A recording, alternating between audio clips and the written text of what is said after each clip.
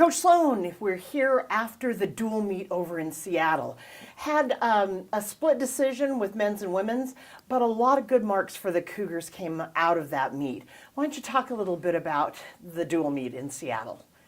Well, it was a tightly contested event on both sides. Last year in Pullman, we won the men's side, lost the women, and we just reversed the order this year, won the women and lost the men. Going into the meet, I knew both of them would be very close. I think our women were slightly favored and their men were slightly favored. And for us to beat their men, we had to follow form and then have some come-throughs. And oddly enough, we got a few of the come-throughs that we needed, but then we lost some points on the form as it went along and got away from us at the end.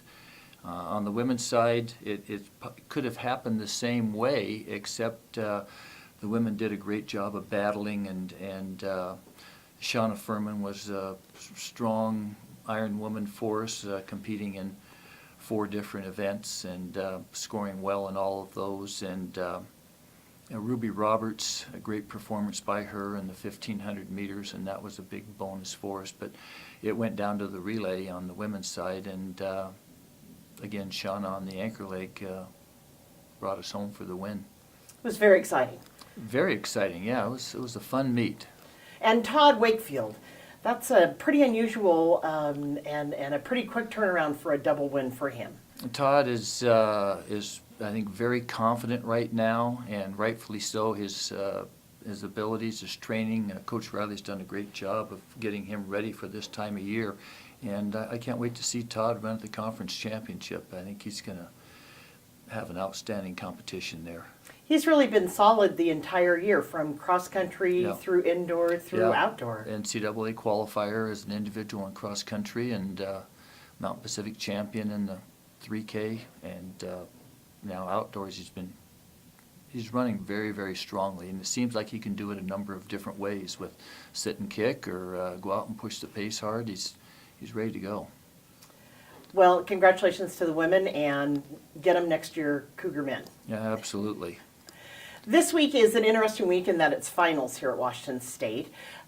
You're preparing to take the decathletes down for the start of the Pac-12 championships. Right. The combined events start Saturday and Sunday down in Los Angeles. So tell us a little bit about the competitors that you'll be taking to the Pac-12s for this weekend. We're going to be taking Sean Harris, 5th-year senior, and Spencer Wardell, who is a redshirt junior this year.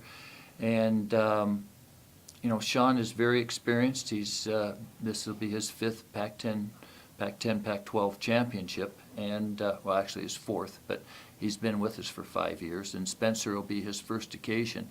I think both are ready to go. They didn't have a great meet over in Seattle, but I think that all of their preparation leading up to this point, and we're basically in a rest mode now and allowing them to get fully recovered for this championship. But I anticipate that both of them are going to perform very well down there. Is it a tough field this year is it a deep field, let's say, for the decathlon? It's I think heavily weighted at the top. Jeremy Taiwu appears to be healthy. Did well against us in the dual meet, and especially in the jumping events. And Dakota Keys at Oregon, and then there's 2 CLA athletes that are all have scored up pretty strongly, and they'll all be NCAA competitors. And then beyond those top 4 individuals, then it drops back, and that's kind of where the Cougs will be in that next wave right there, at least going into the meet. Hopefully coming out of the meet, we're higher than that, and that's what we're shooting for. But going in, it looks like that they're in that, our guys are in that 4, 5, 6 range, maybe 5, 6, 7 in there. And but I think that they're both capable of going up and scoring. Decathlon is 10 events. It's 2 days worth of competition, so a lot can happen over that period of time, and it usually does. So that's something it's a grind. You got to stay in there and grind on it for 2 days and 10 events, and a winner will be declared at the end of the whole thing. And so it's a very much a mental aspect that has to be challenged throughout the 2 days. And is that what you're mostly working on, is to make sure that the mental aspect stays very even and very even keel for both these young men, and they manage their time between events well?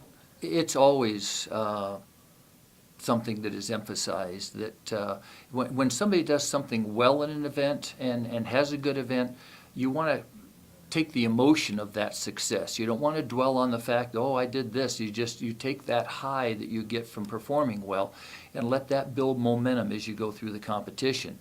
And if it doesn't happen to go the way you anticipated and what you wanted from that event, then you have to completely dismiss that. And I think a good decathlete has a very short memory, and they can get over things like that. And you don't go to the next event with the idea that I've got to do even better here to make up for where I just had a problem.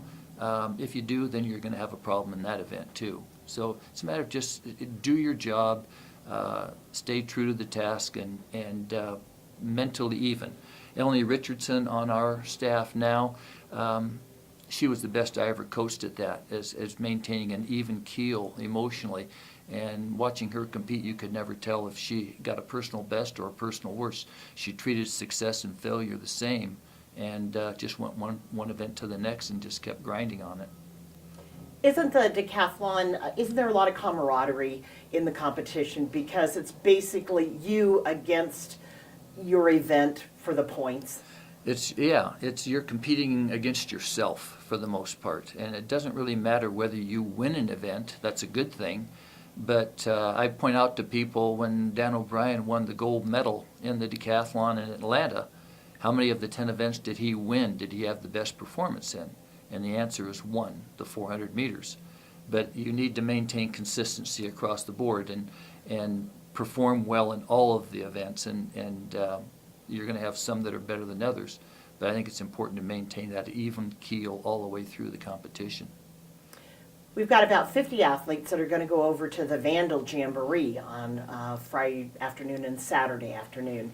Are these student athletes that will just be, some of them will be tuning up in order to go to the Pac-12 championships the next weekend, and others will be just working on their skills and techniques? It's a combination of things. It's some of the athletes are going over there and they are competing in maybe the last meet of their collegiate career. Some are competing in their last meet for this season. Some of them are going to the Pac-12 for sure and are using it as a tune-up meet, because we'll have a week off next weekend. And well, no, we won't. I'm sorry. We're multis are this weekend, and then they'll be back. So they're staying sharp. And then there are some who are still looking to earn their spot on the team at the Pac-12, and we haven't got the team completely set yet.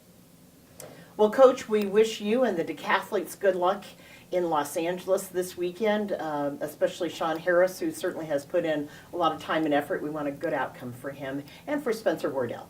Absolutely, and we're looking forward to it. Thanks, Coach. Thank you.